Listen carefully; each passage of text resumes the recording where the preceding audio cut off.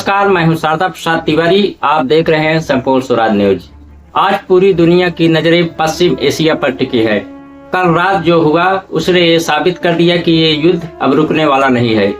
Israeli वायुसेना ने Tehran के इमाम हुसैन यूनिवर्सिटी और कई रिसर्च सेंटर को मलबे में तब्दील कर दिया है। दावा है कि यहाँ ईरान अपने घातक ड्रोन और मिसाइलें बना रहा था। रिपोर्ट्स के मुताबिक ईरान का air defence system S-300 Israeli stealth विमानों को रोकने में नाकाम रहा। तेहरान के कई इलाकों में अभी भी बिजली गुल है, लोग बंकरों में रहने को मजबूर हैं। लेकिन क्या ईरान चुप बैठा है? बिल्कुल नहीं। ईरान ने इजराइल की लाइफलाइन यानी उसकी तेल रिफाइनरी पर चोट की है। हैफा से आ रही तस्वीरें डराने वाली हैं। मिसाइल हमले के बाद वहां भीषण आग लगी है। इस जंग की सबसे बड़ी कीमत आम आदमी चुका रहा है। क्रूड ऑयल $107 के पार चला गया है। अगर हार्मुज की खाड़ी बंद हुई तो पेट्रोल डीजल की कीमतें आसमान छूने लगेंगी। कुवैत के जिस तेल टैंकर अल सालमी पर हमला हुआ है उससे समुद्र में भयंकर तेल रिसाव शुरू हो गया है, जो एक बड़ा पर्यावरण संकट भी है। अब बात उस शख्स की जिसने पूरी बिसात पलट दी है, अमेरिकी राष्ट्रपति डोनाल्ड ट्रंप ने सीधे शब्दों में कहा है नो मोर गेम्स। उन्होंने ईरान को साफ कर दिया है कि अगर उसने अपनी प्रॉक्सी सेनाओं को नहीं रोका तो अमेरिका ईरान के ऊर्जा केंद्रों को नक्शे से बुझा देगा। दूसरी तरफ पाकिस्तान में मुस्लिम देशों की एक बड़ी बैठक हो रही है।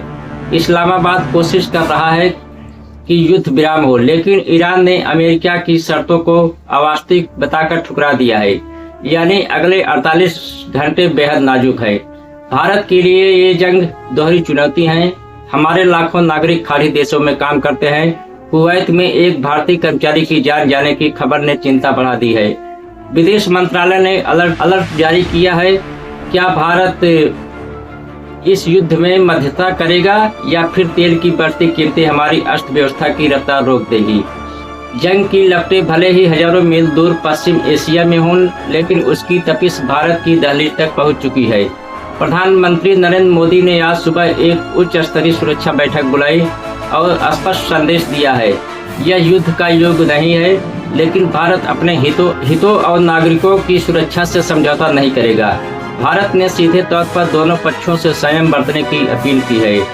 विदेश मंत्रालय ने ऑपरेशन घर वापसी के लिए एयर इंडिया के विशेष विमानों को स्टैंड बाय पर रखा है। चिंता की बात यह है कि कुवैत के तेल संयंत्र हुए हमले में एक भारतीय नागरिक की जान गई है, जिसने भारत सरकार की चिंताओं को अवगहरा कर दिया है। विशेषज्ञों का मानना है कि अगर युद्ध 48 घंटे और चला तो भारत में डीजल पेट्रोल की कीमतों में 7 से 10 रुपए की भारी बढ़ोतरी हो सकती है। तेहरान से लेकर तेल अवीव तक और वाशिंगटन से लेकर नई दिल्ली तक हर जगह बेचैनी है। क्या दुनिया एक और महायुद्ध की ओर बढ़ रही है? क्या ट्रंप की डेडलाइन ईरान को झुका पाएगी या फिर मिडिल ईस्ट की ये आग पूरी दुनिया की अर्थव्यवस्था को स्वाहा कर देगी? हम इन तमाम खबरों पर अपनी नजर बनाए रखेंगे। युद्ध की हर छोटी बड़ी तस्वीर और विश्लेषण के लिए देखते रहिए संपूर्ण स्वराज न्यूज। दोस्तों, ईरान और इजराइल के बीच छिड़े इस भीषण युद्ध की हर छोटी बड़ी अपडेट सबसे पहले पाने के लिए हमारे चैनल को सब्सक्राइब करें और बेल आइकन को दबाएं। अगर आपको जानकारी महत्वपूर्ण लगी हो तो वीडियो को लाइक करें और अपने दोस्तों के साथ शेयर करना न भूलें। नमस्कार।